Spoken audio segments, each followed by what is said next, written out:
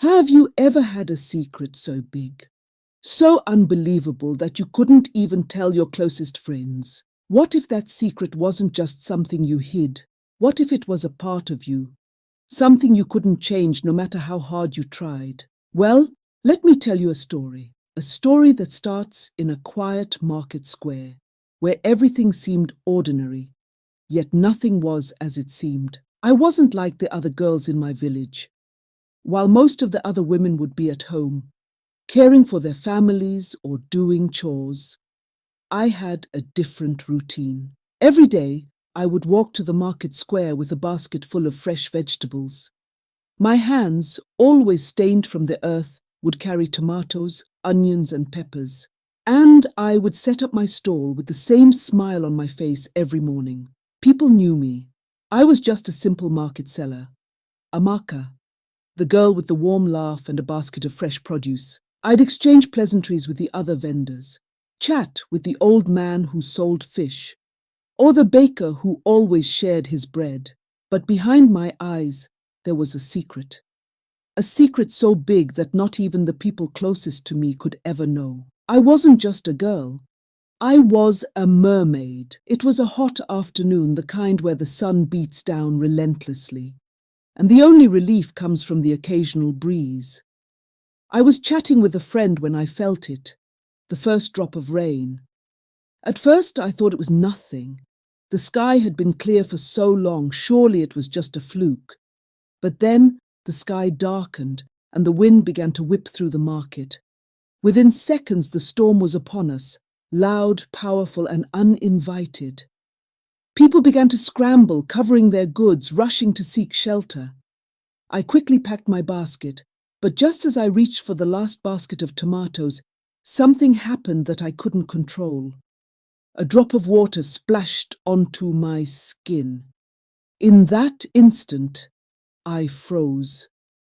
The ground beneath me felt like it was slipping away as my legs began to tingle with an undeniable energy. I looked down and gasped. The transformation was starting. My legs, once simple and human, began to shift, fuse together, and in their place, a shimmering silver tail began to form, scales glittering in the storm's eerie light. The warmth of the earth that had always held me felt distant now, replaced by the cold rush of water coursing through my veins. I tried to stop it, to hide it, but it was too late. People were watching. They were staring. The market went quiet. Then it erupted into chaos. "Look! Look! A mermaid!"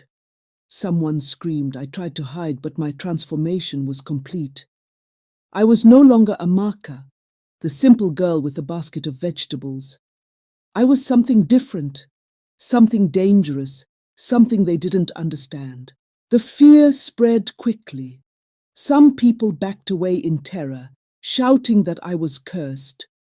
Others, fascinated by my shimmering tail, whispered among themselves, wondering what kind of magic I must possess. There were murmurs of capture, of what they could use me for. I wanted to speak, to explain that I was still just Amaka, the same girl they had known for years. But the words wouldn't come. The storm, the transformation. It was all too overwhelming. Then, through the crowd, a familiar face appeared. It was Kai, the fisherman who had always been kind to me. He had never treated me like I was different. He didn't care that I sold vegetables or that I was a bit odd. To him, I was just a friend. "Let her go," Kai shouted, pushing his way through the crowd. "Amaka is still one of us. She means no harm." Ki moved swiftly, grabbing his fishing net from his back. But instead of trying to trap me, he tossed it over my body in a swift, practiced motion, pretending to catch me. The crowd was so caught up in their own fear and fascination that they didn't see his true intent. Kai didn't pause.